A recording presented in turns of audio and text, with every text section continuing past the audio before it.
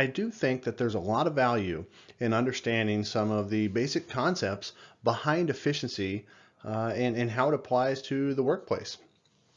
Efficiency has taken all kinds of steps uh, from the beginning of our creation of air conditioning and heating to where we are right now. So, what kinds of forms have been used? What forms of efficiency have we been talking about? Well, it really is kind of a loaded question when you talk about efficiency. Think about that. How many different forms can you think of that you've seen in your career that deals with efficiency? Well, there's all kinds. There's a manual J, there's forms that you got to fill out from the manufacturer, there's forms you got to fill out for the municipalities, rebate forms, all kinds of stuff.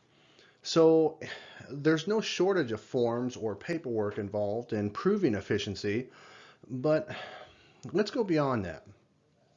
When it comes to efficiency, let's not look at it as something that is a burden, something that we're required to prove, some thumb on our neck that somebody's putting there to say, hey, maybe you're not doing your job.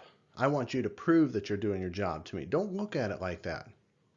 How do I want you to look at it? Well, it's pretty simple. I'm a people guy. I'm a soft skills guy is what they call it. I really believe in listening to the customer. And that's not such a common trait nowadays. The customer will tell you all the issues they have. And a lot of times in those issues are hesitant for change. So they're already going to be kind of fighting the process if they have to replace equipment. And a lot of them are monetarily bound. They don't have a lot of money to spend on this stuff. What does that tell you? Well, that's a tough spot to be. If you don't want new equipment, and when you get new equipment, it's going to cost you more than you can afford, it means you're probably going to have to finance it. If you're going to have to finance something, then certainly you want to make sure that you get what you're paying for. As a person, as a service technician, this is what I've done my entire career. I run out, I do service calls. These days I do efficiency tests and I do some training and things like that. But really it all goes down to how you treat the customer. You treat them like you want to be treated, which is an old cliche. But if you do that, you're going to come out on top. You're going to stay employed because we're in the people business.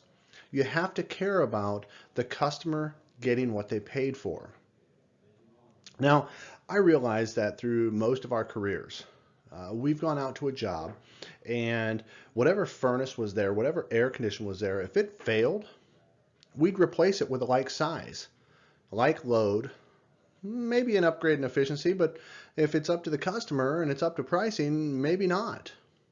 So if we go out there and we see what's already there and the customer's unhappy with its performance and we go back and we put in exactly the same thing, they may be equally unhappy with the new performance. So we have to make sure that what we put in is appropriate for the size and the environment that it's put into. We have to make sure that whatever we're putting in works as efficiently as what the manufacturer says it should and what the industry says it should. And really, there is no best way to do that. I'm going to tell you that right now. There's a lot of different ways for somebody to come out and prove and test efficiency, and this is just one. It's not the right one. It's not the only one. It's one of many. And the reason that I've chosen this particular subject to go over is so that you can have a different view, a different point of view, right? For most of my career, we've gone out, we've done the work, and the customer pays us. We're supposed to be the experts, and we leave. And oftentimes, there's nothing to verify that what we did works any better than what was already there. There's no steps that go into place. Sure, we've got some setup procedures we go through, but can you honestly say that we've checked and verified the efficiency of the equipment that's sitting there, that you've set it up properly? You've set the firing rate, you've set the blower's performance speed, you've actually done the calculation that tells you what's the current efficiency on the side of the house right now as it runs. Because that's what's really important. And that's what I'm trying to get across to you. This may not be the perfect way to do it, but it is a way if you don't have another. that allows you to fairly quickly go through, check some things that put yourself into an accountable position and allows you to see, am I actually doing things the way the manufacturer said I should? Am I up to industry standards? Is this customer getting the worth that I promised them? That will set you apart in this industry. So let's look at some of these forms. Now, again, there's quite a few, and there's quite a few you may not have seen before.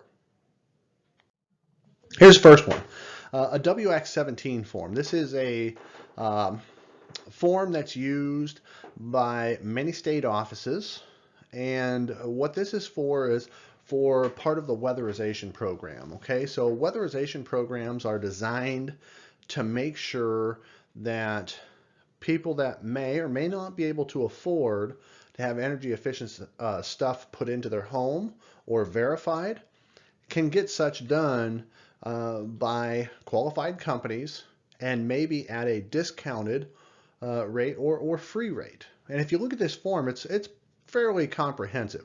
There's a lot of stuff on here that's dated, but there's a lot of stuff that's fairly standard. So let's just break it down really quickly. So here's what we've got. Okay, it's titled the Mechanical System Inspection Clean and Tune.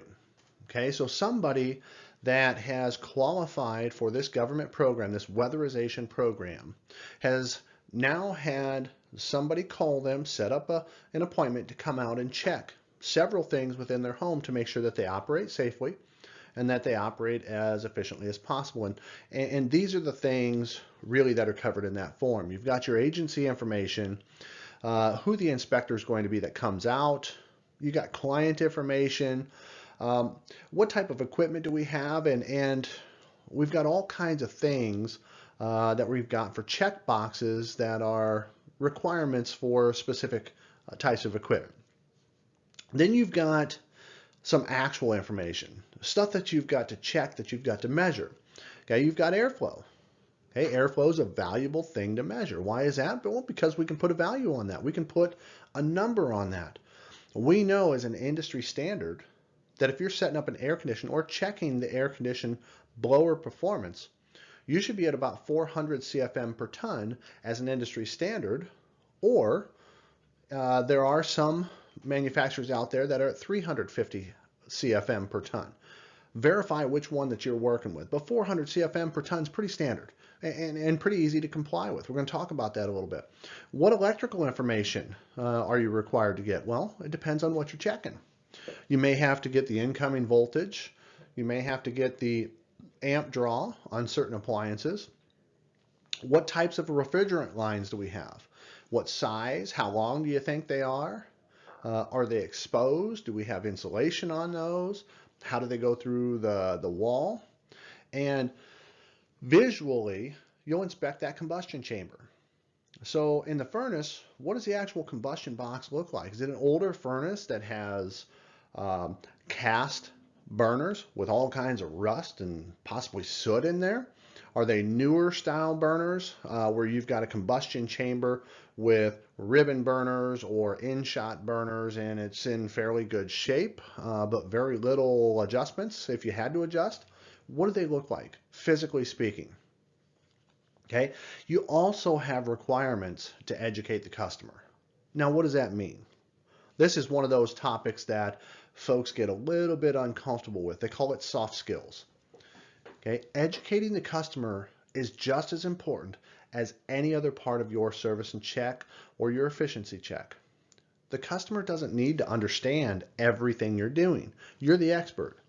But they do need to know that there's value to the process you're using, that it will benefit them for you to check these things. Having the customer involved in that process makes it all that much easier. So part one on that form, that WX17 form, it's your agency's form or agency information and the type of job that you're going on. If you can see there, you've got some check boxes. You got the name of the person that's coming out and doing the inspection. You got related job numbers, things that it's going to require them to put down so that they can be recalled later on. Those types of things. What type of heating appliance is it? If you're checking a heating appliance, those types of things. Part two, quick checklist. You've got all kinds of things that you're going to be required to actually test while you're out there, right? You've got combustion units, you've got boilers, you've got furnaces and console heaters, air conditioners, water heaters, all kinds of things that could potentially need to be checked. And in a lot of cases, many of those combinations need to be checked on a job and by the valued expert that comes out to your home. Next, you've got the airflow system. Okay, so airflow is checked a little bit differently on this form than other forms, right? They require a lot of information on here. Now, we're going to talk about airflow here in a little bit. We're going to break it down. What makes it easier to understand? What makes it easy to check and verify? And what parts of the system really are the most valuable parts of the check? You've got things on here such as external static pressure. Okay, what is external static pressure? Well, it's the resistance on everything outside of the furnace, right? So the resistance from after the blower pushing through everything, including the coil, and the resistance from before the blower pulling through everything, including the filter. So that check is actually done before and after the blower, and those numbers are added up, and you're going to get a value there. You've got pressure drop across the coils, across the filter, things like that. What do those actually mean? And understanding what those pressure drops mean and how they fit into the equation is important, because that's more of a diagnostic side of things rather than a setup side of things. Okay, depending on how you look at it, you've got temperature rise and all those kinds of things you're taking into consideration as well. Part four is your electrical measurements. Right? Some of this stuff is visual, some of it's actual measurements, and there's all kinds of places out to the side to take notes. So this is also another valuable part of what you're looking at. In order to get the EER rating, or the efficiency rating of a unit as it's running right now, an air conditioning system, you have to be able to take your incoming voltage and your incoming amperage and get your wattage from that so that you can get that efficiency value. And we'll talk about that here in just a little bit. Next, you've got your refrigerant lines. Your insulated refrigerant lines. Are they insulated or are they not insulated? How long are they? Are they sized properly to meet all the specifications of the inspector or of the manufacturer?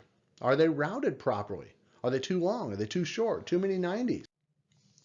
Next is your Tuneups portion.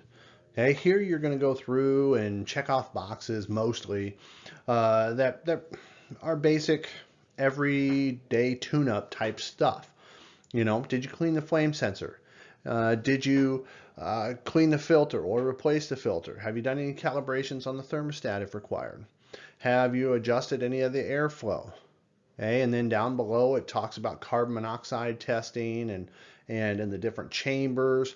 Normally that's going to be for an older style unit or maybe even a boiler type unit where you've got more of either a positive feed heat exchanger or a gravity feed heat exchanger or something like that, a little bit different than what we have now, that you'll be able to actually look for differences in the combustion from one chamber to the next rather than a particular combustion mix. Part 7, this is your warm and fuzzies, right? This is your soft skills. And when it comes to soft skills, you know, it will do you diligence to really read through a list like this and ask yourself, do I do these things? You know, regardless if you're using this form or not, this is just an example. I'm not suggesting this, you know, WX form, which is very, very, very rigid. I'm not suggesting it, but I am saying there's valuable information on here. And if you want to get into the verification side of things, you have to figure out what type of checks and balances you're going to use to verify the work that you're doing. Okay, look at this warm and fuzzy part. Hey, it talks about have you educated the customer on how to operate the thermostat? Have you educated the customer on how the furnace is supposed to start and how it's supposed to shut down? Have you educated the customer on your filter? You know, not all filters are created the same.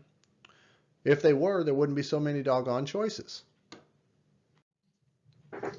And then, of course, one of the most important parts as far as administratively, the signature portion. If you don't have them sign it and you don't sign it, it never happened.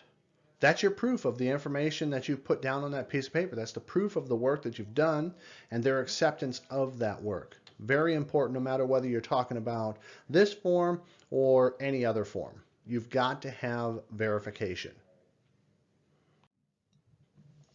Speaking of verification, okay, this is a verification form completely different than that WX17 form. This is just one more. This is a heat pump verification form that has been around for a long period of time. And of course, several states use this, several municipalities use this, and different variations, not this exact one, but going through this, you've got some of the same type of things that you're gathering from this. However, this isn't something that's put out there as an income-based form. This is something that's oftentimes put out as a verification form that has rebates attached, or potentially the ability to close out a permit on a job that's been permitted and then finished. If you look at this particular form, you've got your same portion at the beginning here, right? The portion that talks about who's your customer. Where do they live? What's your name? What type of equipment do they have? How big is it? What are all the particulars of it? Your next step, as you're going down through here, it's asking you for your CFM verification, right? You get your total external static pressure, you correlate that over to a blower performance chart, which we'll look at here in just a little bit. That'll give you your CFM. Or if you've got a variable speed furnace, then what you would do is you would set up your dip switches according to the manufacturer specs, check your external static pressure, and make sure that you are within range so that the end bell on that motor will maintain those CFMs, and then you're good to go. And if you look at the couple of different steps for verifying your CFM, they give you two steps, but really step A is the best way to go. It's the easiest one, less convoluted. And when you look at the capacity, look at that next step there in 6 with capacity. The end value that you're looking at there is BTU value, right? What's the actual BTU value that you're getting out of that piece of equipment?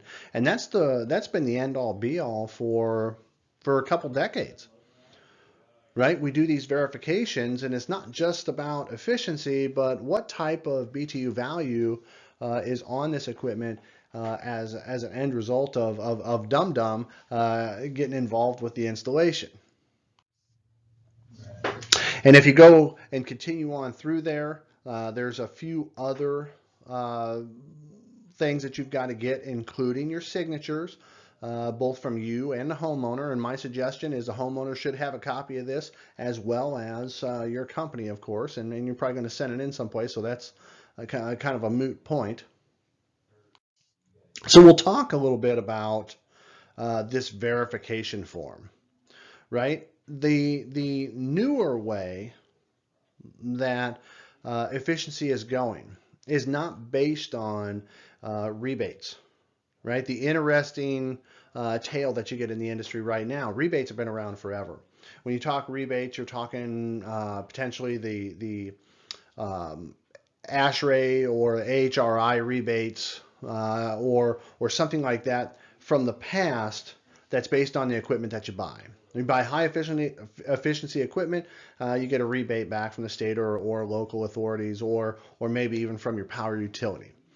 However, that wasn't the greatest program to have, because if nobody actually went out and inspected that equipment, then how do they know it was put in according to industry standards or according to manufacturer standards? They don't. So they just kind of give away free money based on what somebody purchased.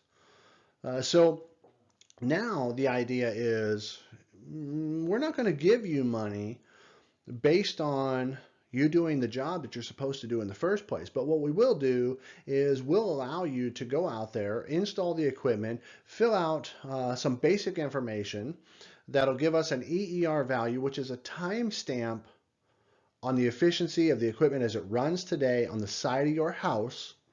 If it fits the bill, we'll close out your permit. If it doesn't, you're going to have to go back to square one, figure out where things went wrong, and finish the job and make it run as efficiently as it should, right? So there's a little bit of additional information that you need for EER value verification. So one of the things that you need that we haven't talked about a whole lot is getting the watts, right? We talked about the CFM and the airflow, which are one and the same. So getting that is your external static pressure, going over to blower performance chart and correlating that by lining up two rows, that gives you a CFM value, okay? Enthalpy. Enthalpy we didn't talk about a whole lot, but that's in both of these verification forms. And enthalpy is a pretty simple measurement to get, right? It revolves around the wet bulb temperature. Once you get the wet bulb temperature, you go over to an app or a chart and you measure a couple of values, bring them together, gives you an enthalpy value. Okay, that's your heat absorption. The BTU value was the end result of that verification we just looked at. You do all those measurements, you get down to, okay, I know I got a 36,000 BTU heat pump or air conditioning unit. What's the BTU value of it now that I installed it? Okay, is it running at 20,000 BTUs? Is it running at 30,000 BTUs? Because capacity and load and efficiency all kind of go hand in hand, and one bites into the other one. So we've got to know what we're doing there. But the modern efficiency check takes it one step further, right? It used to be SEER rating is what got you the rebate. You buy something high SEER, 18 SEER, 20 SEER, 16 SEER, you get a rebate. That's not the case in a lot of areas now. Now they're looking at the EER. Well, what's the difference there? Well, we'll talk about that here in just a second, but it's just huge. It's really huge. And in order to get the EER rather than just the SEER, you have to know the watts on the equipment as it's running. Okay, so that is another measurement that you've got to figure out. So here we are at the CFM, and we talked about this a little bit already. Okay, one of the most overlooked portions of the modern equipment has got to be CFM. We don't have enough airflow, we have too much airflow, whatever the case may be. Normally, we have improper duct size. Now, why is that? Well, it's pretty simple. Okay, if you take it from a heating standpoint, older furnaces had a much higher temperature rise, meaning the temperature that it drew in through the filter compartment, which was basically from the rest of the house, right? So say 70-degree temperature, the temperature it drew into the furnace and then heated up versus the temperature that comes out the other side of the furnace that's already heated up. You subtract those two values, that's called a temperature rise. How much did it actually heat that air up? The older equipment had very high temperature rise, let's say 100 degrees. Now the newer equipment has much lower. Okay, 35 to 65 is a pretty standard in between as far as where your normal modes of operation would be, or your safe modes of operation would be. For efficiency's sake, many standards hover right around 50. So we'll say 50 for our example. If you have X furnace that's older and the temperature rise is 100 degrees, and you replace that with Y furnace that's brand new and the temperature rise is going to be 50 degrees. But the heating value is the same. So the old one was a 75,000 BTU furnace. The new one's a 75,000 BTU furnace. We have the same BTU value, but our temperature rise today is lower. What makes that happen? Well, you're moving a lot more air across there, and that is keeping the heat exchanger much more cool. Okay, so if we're moving a lot more air, the older ductwork is probably set up for the older furnace. And if that's the case, we're set up to move a lot less air than what we're actually moving today. But when people replace that furnace, they don't replace the ductwork along with it, because that's one, financially, that's not a viable thing to do. You'd have to rip out portions of houses, walls, ceilings, floors, things like that. So occasionally you'll have somebody replace what's there in the furnace room, but even that is kind of a moot point oftentimes. So CFM is often overlooked because oftentimes there's not a lot you can do to change it. But there are some things that you can do to change it on nearly every job. We'll talk about that here in a minute. So airflow is oftentimes overlooked. We take out the old, we put in the new. We oftentimes think to ourselves, as does the customer, the old system worked just fine. It moved air from here to there just fine. The newer one should as well. Okay, so you've got to look for a couple of things to check the airflow, okay, or the CFM. You've got to measure the static or the resistance before the blower, but after the filter. Okay, so you can't do it out in the return air before you get to the filter. You can't do that because otherwise you still have that big restriction of the filter in there. So in order to take the proper measurement, it has to be after the filter where that air enters the blower compartment. And some people will do it right in the blower compartment itself, which is fine. Put a little static tip in there. Some will do it through the low voltage terminal that goes into that bottom panel. Some will do it through the back, the side. It doesn't make any difference.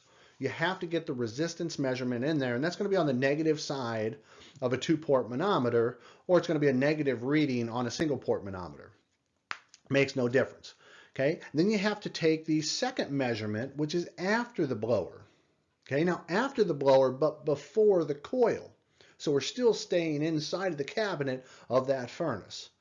Now, how in the world would you do that?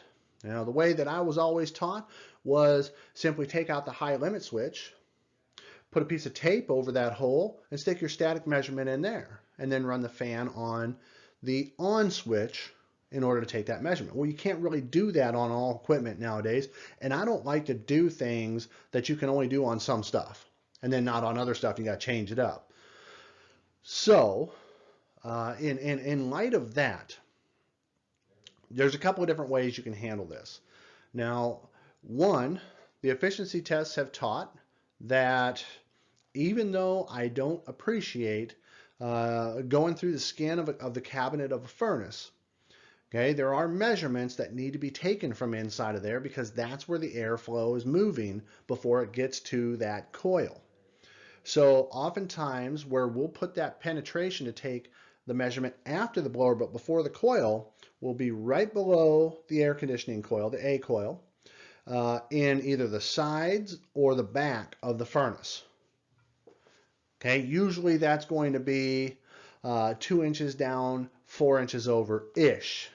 Okay, but tread lightly. Obviously, we don't want to damage anything making that penetration, getting inside of there. So before and after the blower is really the measurements you need. And now, of course, that after measurement is going to be on the positive side of a 2-port manometer, or it's going to be a positive measurement on a single port manometer. Now, we're talking about positive and negative here. It's important to take just a second and remind all our mathematicians out there that the math behind this is different. You take the positive and the negative and you crinkle it all up and you shoot a basket with it, right? It's out of sight because you want to add just the raw numbers and that's it, just the raw numbers. So if you've got negative 0.4 and positive 0.4, in the real world, that adds up to 0. In our world, that adds up to 0.8. And that's the way that we've got to take that that mathematics and do it. You do it irregardless of what the negative and positive measurements actually are. Okay, so in looking at airflow, okay, when it comes to airflow, we're going to talk about it in a little bit more depth, not a ton, right? We don't want to make it too overwhelming. It's a pretty simple concept. Potentially the most overlooked part of the system, we've talked about that already. We've talked about the duct work oftentimes being inadequate. Not every time, but a lot of times. And people don't change it because some of the stuff you just physically can't get to without significant cost burden to the customer. So what could you do? Okay, as you're down there working on a furnace, what could you actually do that would make a difference? Well, that's an interesting question because there are subtle changes you can make that will make a difference, and it makes all the difference in the world. One, okay, the type of filter that you choose. Very, very few retro jobs will be fine putting in a 1-inch pleated filter. And I think we all gather that. There's a reason that you can't go down to your local hardware store and buy a furnace brand 1-inch pleated filter. They're just not made for it. They're made for the fiberglass filters. If somebody needs something a little bit better than the fiberglass filter, there are alternatives. You can use the 4-inch pleated filters, right? The 4-inch pleated filters have a lot more surface area, and so there's a lot less restriction, but they do also catch more. So oftentimes these 60 days that they tell you that you can leave that thing in there, or even the 90 days on some of them that you can leave them in there, that's way too long. They get too stopped up and restricted by the time that time passes. So you're really still looking at about a month if you're going to put in those 4-inch filters. They're better filters, but only if you use them the way that they're designed to be used. Okay, so that's one of your things that you can change. Second thing you can change, what about your takeoffs? We have the furnace, then we have the coil, and then above the coil we have the plenum, and off the plenum we have the takeoffs. Okay, so we've got our trunk line. How does that trunk line connect to that plenum? Well, if it's a straight collar, simply taking the straight collar off and making that an offset collar or a transitional collar of some sort will help. That 90-degree angle, air doesn't like to take a 90-degree angle. So the more you can ease that angle, the better off you'll be resistance-wise with your ductwork.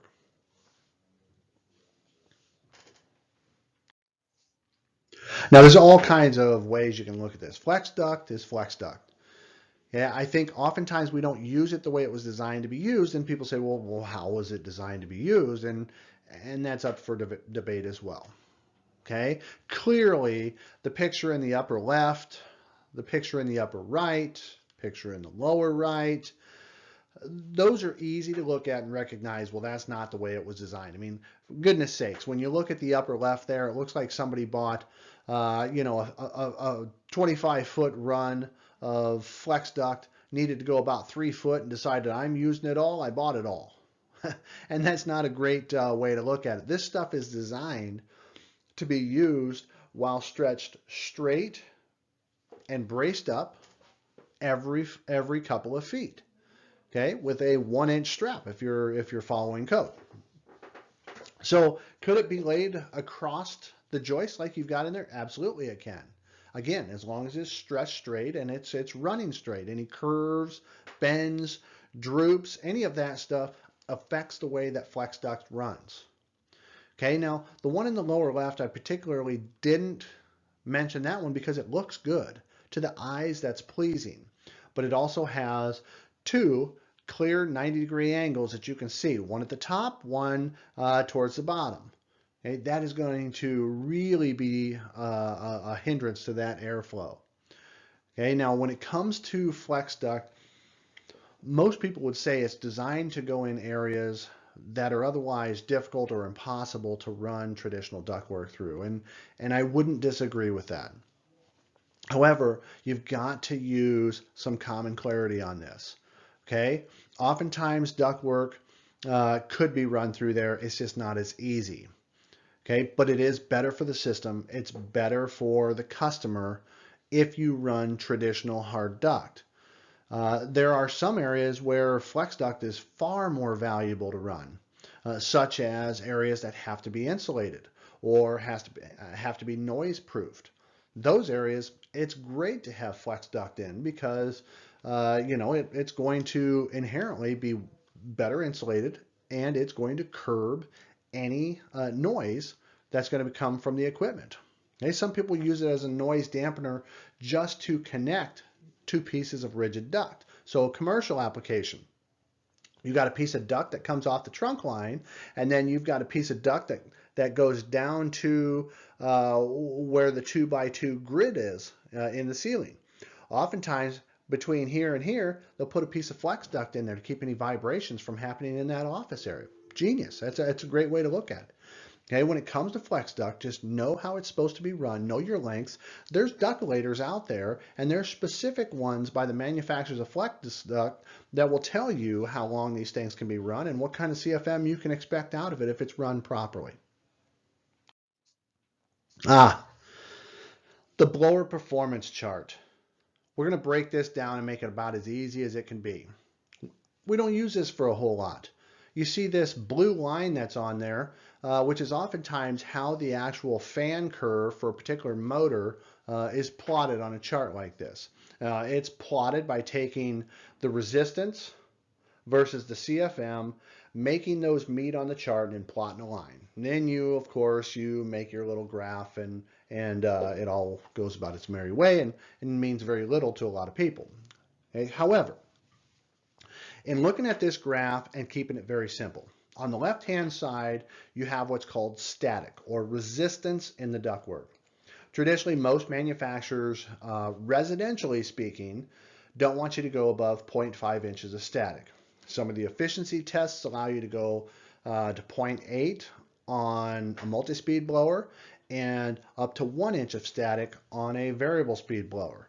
Manufacturers oftentimes don't agree with that, so you have a conflict there from efficiency verification programs and manufacturers sometimes. But okay, that's besides the point. So on the left-hand side, we've got resistance in the ductwork. Across the bottom, we've got CFM, or how fast that blower is moving the air, right? Cubic feet per minute of air. So how do we look at this? Okay, this is how we would be measuring the resistance in our furnace. Okay, we put our static measurement in before the blower, so into the blower cabinet. We put a second one in below the coil, maybe into that heating area in the back of the cabinet. Okay, we add those measurements together and we get a certain value. Okay, and then that value is going to be plotted on this chart, taken over to a blower performance chart, and measured with the manufacturer's values. And we'll get to that here in a second. Okay, so look, if you took that blower out of a furnace and had it out in the middle of the floor, and there was nothing pushing back on it, making it difficult for that blower to sit there and circulate. Very, very little resistance. Okay, let's say zero resistance. That's going to be the fastest that motor will ever spin, right? There's no resistance. Equally as bad on the motor, it'll burn itself out freewheeling. However, you get my point. Zero resistance equals the highest amount of CFM. Let's look the other way. People love to have the best filter that they can possibly get. And it's no secret that the more restrictive the filter, the slower the airflow goes. Well, how does that happen? Well, look at this chart. Look where that blue line crosses up there by the 1 inch of static, okay? Between 0.9 and 1 inch of static. Let's say it's 1 inch of static. That's the maximum amount that we're allowed to pull. What is the CFM at that plot mark? The CFM? 0. So at the highest amount of resistance, you have 0 amount of air moving. Picture that as being the most efficient filter you could possibly put in there. A piece of wood. Right? Everybody's got breathing problems. We certainly don't want allergens to get out in the house. Let's put a piece of wood in there to catch everything. But the problem is there's nothing moving through it anymore. The closer the customer or you at your own home get to a piece of wood as your filter, the less airflow you will have. The less airflow you have, the more likely you are to slug your compressor with liquid refrigerant, burn it out quicker. It'll decrease the load and the efficiency of that compressor. Okay, in addition to that, you will overheat the heat exchanger. You'll be moving less air than you should, so overheating the heat exchanger is going to lessen the lifespan of that heat exchanger, for one. And then because the heating speed traditionally is a fairly low speed, slowing that down at all is going to cause hot and cold pockets in the home, more so than what it normally would be. So those things make a difference. The closer you get to a piece of wood, the worse off you are with a filter. There's a reason you can't go down to your hardware store and buy a Carrier 1 inch pleated filter that looks just like the 3M purple filter. right? You just can't buy those because they're not down there. They weren't designed to be in these pieces of equipment. Now we use them in the pieces of equipment because they catch the allergens and the dust mites and all that kind of stuff that's flowing through there. And we figure, well, it's running anyway. We might as well filter the air. They weren't designed to filter the air. They were designed to heat and cool the air. Originally, just heat only the air. Okay, so keep that in mind when you're dealing with the customer. I'm not saying that you should put it so abrasively to the customer. You have to figure out a tactful way to put that to them because they spend a lot of money on those filters. And better efficiency on the filter also means more money that they've spent. So it really requires a delicate balance of informing the customer and making this equipment work the way that it should. Now here is our performance curve. This is out of the manufacturer's installation guidelines. So what this is used for, you take your static measurement, okay, before the blower and after the blower. You add those numbers together. And over to the left, it tells you what model of furnace you've got. Say this particular one is out of one of the Goodman manuals. Okay, so over to the left, we've got the different models of equipment that this blower performance chart fits. Figure out which one you've got. Look at your actual fan, your blower down in the blower compartment. See what speed that your furnace is running at when you took the measurement. Okay, which give the way you figure out the speed is you figure out what color is the wire. Go over to the wiring diagram, find the blower, and the blower will match up what color wire you have with what speed that is. Now, traditionally, low speed is always red, and high speed is always black. And then you got the fuzzy ones in the middle, like your orange and blue and such. Those are the ones that are a little bit more difficult to keep straight. Okay, so you've taken your resistance measurement. Okay, let's say that we've gotten 0.5, 0.6, 0.7, 0.8, pick one. It doesn't make any difference. We've got medium speed on the GMH 95045-3BX from this chart. Medium speed, you follow that across. Let's say we've got 0.5 inches of static. Medium, following across to the 0.5 inches of static gives us 1,012 CFM. Okay, that's all there is to it. That tells me what kind of CFM I have. Now what does that even matter? Well, if I've got a certain size of air conditioner, I know what that size is because the increments run in 12,000 BTU increments, right? So we've got a 12,000 BTU furnace would be a 1 ton. 24,000 BTU would be 2 ton air conditioning wise. We're looking at 400 CFM per ton, so a 2 ton unit would require 800 CFM. If we were on medium speed here at 0.5 inches of static and we've got 1,012 CFM and a 2 ton unit, we've got too much airflow. We got to slow it down. So we then would slow it down by putting on a slower fan speed, retesting it, and making sure that that's within the framework of what we're looking for. That's how you set up a blower. Is it painful? Not really. The first time, maybe so. But it's once. You set it up one time for the 18 to 20 year life of that air conditioning system. What does the customer even get from that? Are they going to know that you've changed the blower speed 200 CFM? No, they're never going to know. Sorry, you're not going to get a medal in the mail that says you've set the blower up properly. But what you will get is you'll get an air conditioning system that now is set up right on the fan speed. So now you're able to take your temperature drop, which is the temperature coming in the blower compartment versus the cooler temperature coming out, blowing out throughout the rest of the house. You'll take your temperature drop. If your temperature drop is between 18 and 23 degrees, you know that your refrigerant's right. Right? So you're not going to be adding or removing refrigerant trying to make your temperature drop across that coil be what it should be. If you've got too much or too little airspeed, that's exactly what happens. And although you might get a decent temperature drop, it's never going to fit the capacity that it was designed for, and it's never going to dehumidify right because you've altered the amount of refrigerant that was designed to run in that equipment. So you have to set up the blower speed right the first time. Now, on the furnace, it's a little bit different, right? Setting up the blower speed on the furnace, instead of doing a CFM value, you're then going to get it set right for the BTU value, and then you're going to increase or decrease the blower speed to get you around that 50-degree temperature rise. So if you're setting your blower speed up according to pressure, the 3.5 inches of water column is fairly common across the board. If you set it up for 3.5 inches and that's what your company does, you make sure that that's right. Then you check your temperature rise across that system, right? From the return air to the supply air. If that's around 50 degrees, you're good to go. If it's too low, if it's close to, let's say it's 40 degrees, well, then you might slow a fan speed down. You're not going off of CFM, but you are slowing a fan speed down in order to allow more heat to build up in that heat chamber to get you closer to that 50-degree temperature rise.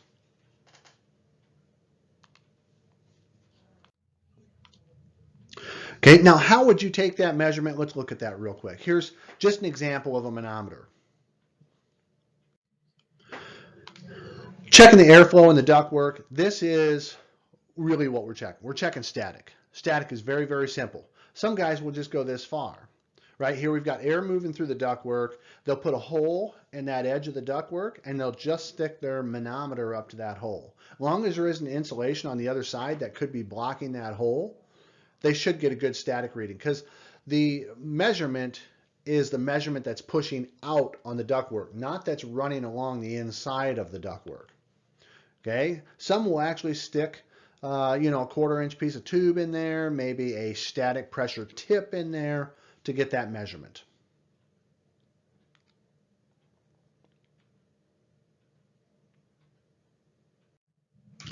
Okay, now this measurement right here would be your velocity pressure, and this is different.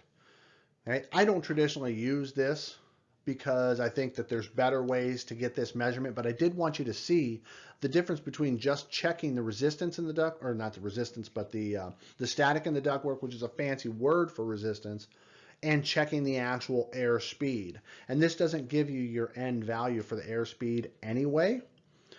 So if you look at it, you've got one tube that's facing towards the airflow. You got the other tube that's facing perpendicular to the airflow. And in looking at that, those are going to offset each other. They're going to give you a value that you would plug into an equation. Now, this is what's called a pitot tube. A pitot tube is a simple way to hook up your high and low sides of your 2-port manometer to a system and put it inside of the ductwork and get that measurement of velocity pressure. If you're going to do that, though, you're going to have to plug it into an equation, and nobody likes that. Okay, here's an equation. CFM equals the velocity in feet per minute. You have to do a calculation just to figure all that out. Velocity equals the square root of the velocity pressure that you measured times 4,005. Multiply that times the area of the duct, right? Length times width of the duct on square duct anyway. The area formula for round duct is going to be a little different, right? Pi r squared, 3.14 times the radius of the duct. So 3.14 times, if it's a 6-inch round duct, the radius is going to be half of that. So it's going to be 3 inches, and it's pi r squared. It's going to be the squared value of that. So it would be 3 times 3. So that's a pretty complicated way to get the airflow measurement. I'm not a big fan of that. But the static measurement, absolutely. Okay, back to this blower performance chart. Static measurement's much easier. You take your manometer, you put it in before the blower, after the blower, get your measurement, add those up. You've got a simple ESP or resistance reading. You correlate it to a chart that's very similar to this. Okay, there are other ways. Okay, this particular method, I believe, is probably one of the things that makes today's method so hard to understand, because this method was not great. Okay, your temperature rise method. Now, how do you get temperature rise? If you look at the values we've got here, we've got a thermometer in the supply, we've got a thermometer in the return on this system. Okay, the difference in the two values there, the temperature going in, the temperature coming out, is going to be what we call temperature rise. So you get your temperature rise. In the traditional method, that's the only value you're actually measuring, and I'm not a fan of that. Look at this. Okay, so this is the way we used to teach it. Your CFM value total on the furnace was your input, gas input, times the efficiency. Now, what does that mean? There's no measured value there. That means if we've got a 100,000 BTU furnace and it's 95,000% efficient, we've got 95,000 BTUs on that top measurement. We're assuming everything's perfect. We haven't even checked anything. Okay, and you're going to divide that by the value you get below, which is the temp rise, the only thing that you're actually measuring, times 1.08. Not a great way to do that. You want to make it accurate? Here's what you do. You could actually clock the meter. That's one way to do it. Clocking the meter is not all that difficult, right? You walk around to the side of the house, you find the gas meter. The gas meter's got 5 dials on it-ish. One of those says half foot dial. Now, what does that actually mean? Well, 1 cubic foot is equal to 1,000 BTUs. Okay, so we're using a half, so that would be 500. So you count how many seconds it takes for the half foot dial to go around, and they tell you do it 2, 3, 5 times, whatever. You let it go around more than once, divide by the amount of times you go around. Okay, so if I went around 3 times, I'm taking an average, so I'm dividing it by 3. So if it went around 3 times, took 90 seconds, divide by 3, it took me 30 seconds. That's your example I'm coming up with. Okay, but that's not great because we need to figure out the BTUs per hour. So how many times would that little dial go around in an hour? Okay, so we've got to figure out how many seconds are in an hour to put it into a value that we can actually use in a formula. Well, there's 3,600 seconds in an hour. We divide that by the amount of seconds per the 1 revolution we said was 30. So 3,600 divided by 30 would be our example. And then we multiply what that value is times 500, and that gives us our BTUs. Right? So that's a much more accurate way to do it. We're actually measuring something. If the BTU value comes up much less or much more than what the manufacturer's tag says it should be, then guess what? You alter it. You increase or decrease the gas pressure at the gas valve on the manifold side so that it's fired properly. When people talk about making sure a furnace is fired properly, that's what they're talking about. So here, the CFM equals the gas meter, or the clocking of the gas meter. So that gives us our top BTU value there instead of assuming stuff. And then you're going to divide that by the same stuff we had before, which was the temp rise times the 1.08.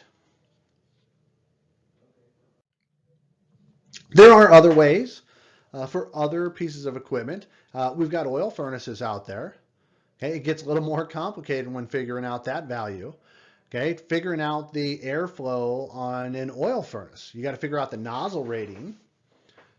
Multiply that times the oil heating value. Well, the oil heating value has to come from the supplier. So you have to call them and get that. So CFM is going to equal your furnace input times the efficiency, and the furnace input equals your nozzle rating times oil heating value. So there's one extra calculation you have to do in that top section there in order to actually get your measurement. And getting into the electric side of things, it's even more involved. In my opinion, also more accurate. CFM on electric heat. Okay, the actual formula is heater capacity in BTUs divided by the temp rise times the constant value we're using of 1.08. Okay, so how do you figure out the heating capacity? Well, heating capacity equals the amount of kWs times 3413. Well, how do you figure out how many kWs? Well, you could read on the manufacturer specs, but that doesn't mean that that's a kW that it's putting out in the equipment. You have to measure it. So it's measured volts times measured amps divided by 1,000, right? Measured volts times measured amps divided by 1,000. So your watts divided by 1,000. So you figure that out, plug it into the calculation before, which was a kW times 3413. Figure that out, plug it into the original calculation, that gives you your value. So back to EER, where we started this entire conversation.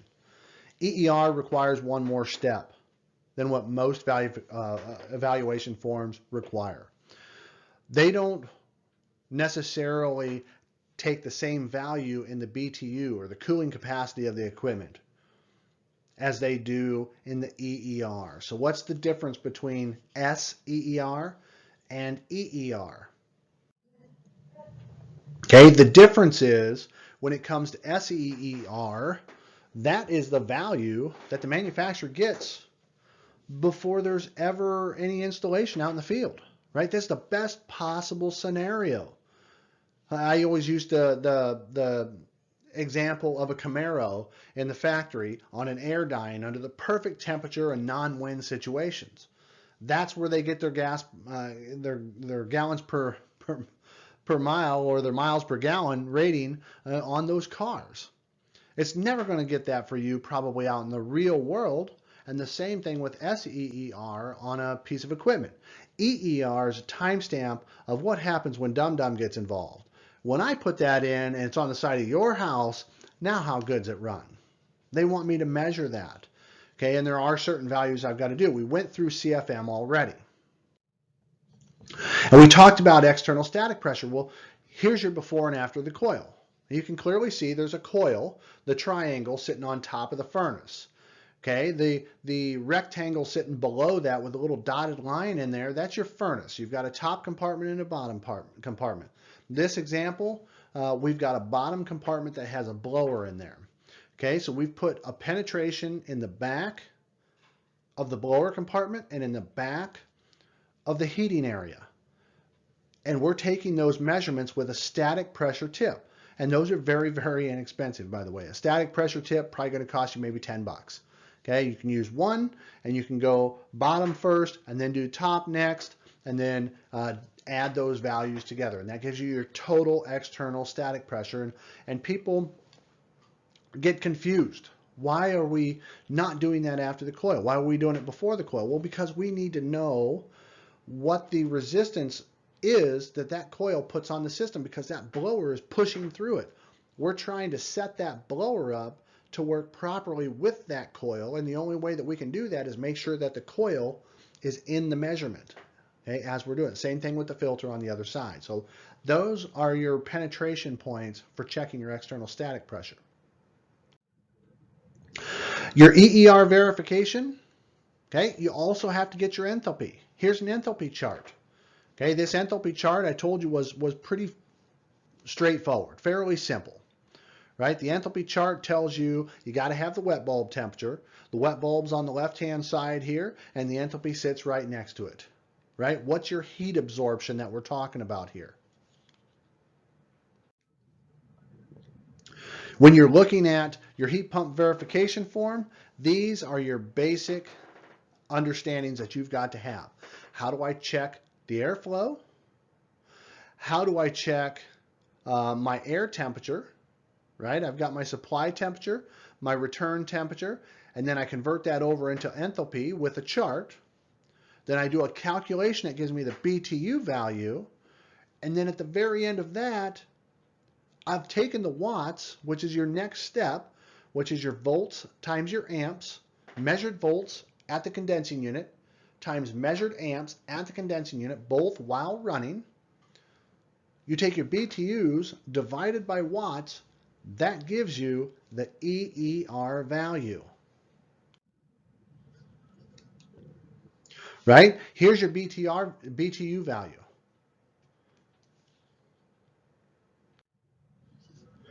Your watts, very simple measurement to get. It's at the condensing unit. You get your volts while it's running. You get your amps while it's running. Volts times amps gives you watts. You clue that back into the formula with the BTU value. The BTU divided by watts gives you the EER, or the actual efficiency of how it's running right now, which is going to be much different than the SEER value. Remember, okay, you've got to keep in mind the SEER rating is your best possible performance it's ever going to get. Your EER is how it's actually working right now. If that was the value that a state or local entity was using and making sure that your install lived up to their expectations, what does that force you to do? Well, it depends. Some of these efficiency tests allow you to enter the stuff in on a computer program. And if it doesn't work out, you can go back in there and you can add a different number here, add a different number there until it works, and then you can submit it. While other efficiency programs say, no, we're not going to do that. You write it all down on a form. Once you send the form in, we're not going to tell you what the EER value should be or what we're going to consider good. Okay, what does that do for you as a service technician? It requires you to do everything under the best possible circumstances to make sure the customer gets the value for the installation you just put in, and to make sure that you save face with the customer because it's working the way that it should, because customer's going to know if it passes the efficiency test or not. So what does that mean? What's best possible scenario? Well, we know most efficiency tests won't pass if they're done below 69 degrees. So 69 degrees is usually your cutoff. We know the efficiency test isn't going to pass if we've got too restrictive of a filter or too small or restrictive of ductwork. So if we haven't planned to alter those things or educate the customer on what to use, chances are it's not going to pass. We know that if it doesn't run long enough to get a wet coil, chances are it's not going to pass because it's not under the optimal conditions that most of these measurements require to be taken in the air conditioning mode.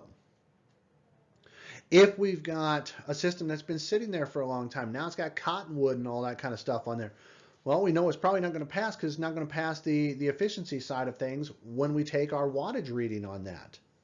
If we've not set up the blower performance correctly and we had to overcharge or undercharge the system, again, that affects the wattage. Not going to pass the efficiency test. Not going to pass the dehumidification test or the enthalpy test either. Okay, so a lot of things are taken into consideration when it comes to efficiency. It's not about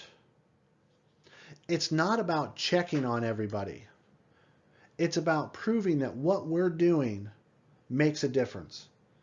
It's about proving to the customer we are who we say we are. We're the professionals that we've always been, and here's why. These are things that, yeah, if you had somebody else do it, they might do these things, but they might not. And they might not even understand why I did them or how to do them themselves. That's what sets some organizations apart from other organizations. It's the extra knowledge that allows them to go one step further in customer verification and also setting up these pieces of equipment. Remember, EER is different from SEER rating. SEER rating is done in a factory before it ever gets on the side of my house. EER is done on the side of my house in real time as a timestamp and a proof as to how good I've done my job on an air conditioning system. You get the EER by figuring out the BTU value, divide that by the measured watts. Okay, now that we've talked about the different forms, different methods for getting your measurements, this is my simplistic approach. This is the form that I would use. There's only a couple of steps to it, right? And that's what it's all about. Just something that makes it quick and easy for me to check to make sure that what I've done is right. That's it. I don't need somebody looking over my shoulder or somebody telling me that I've done this or that or the other wrong. I don't need to come back in a month because I gave them a tail light warranty and I did a rickety install. So look at this thing. When it comes to your air conditioning side, your first step is to check your ESP, your resistance in the ductwork. We talked about that already. It's in the blower cabinet and then before the coil, right? After the filter, before the coil. Use your static pressure tip, get a resistance measurement from each of those locations, add them together. It's got to be 0.8 or less on the multi-speed blowers, 1 inch of static or less on a variable speed blower. Then enter in your CFMs on the far right. Now, in the B section, it says run at least 10 minutes. Really what we're looking for here is a wet coil. Okay, so if it's already been running and you've got a wet coil, you got condensate coming out of the drain line, you know that you're in the ballpark of what you're supposed to be doing. Okay, so step 1 here in B tells you to get your measured watts. What does that mean? Your measured volts at the condensing unit, your measured watts while the condensing unit is running. Okay, volts times amps is going to give you your watts. You plot that in there. Step number 2, your return wet bulb temperature and your supply wet bulb temperature. Plug both of those temperatures in. That's a special meter that gets your wet bulb reading. What's the difference between wet bulb and a traditional dry bulb thermometer other than 20 bucks? Your biggest difference is wet bulb thermometers take into consideration the humidity as well. And that's a new part of what we're doing these days as well. We don't just want to cool the air. We want to make sure that we're dehumidifying it as well. You ever been outside on a super humid day? It might be in the 80s, but it feels close to 100. So if we can dehumidify as well as cool the air, it'll feel much more comfortable in the customer's house. Okay, so get your wet bulb temperatures, return and supply. Take that over to the enthalpy chart, which you can get off an app or you can download off the internet, and plug in your enthalpy readings for those wet bulb temperatures. Subtract the enthalpy difference. Okay, your supply and return that you just entered in with the enthalpies right next to it. Take those two enthalpies, subtract them, plug that into step 3. Steps 4 and 5, simple calculation. 4.5 is a constant that we're using for this calculation. So 4.5 times the CFM that you got in A1 times the enthalpy difference that you got in B3 equals your BTU value. Now, in step 5, you take the BTU value, divide that by the watts that you got in B1.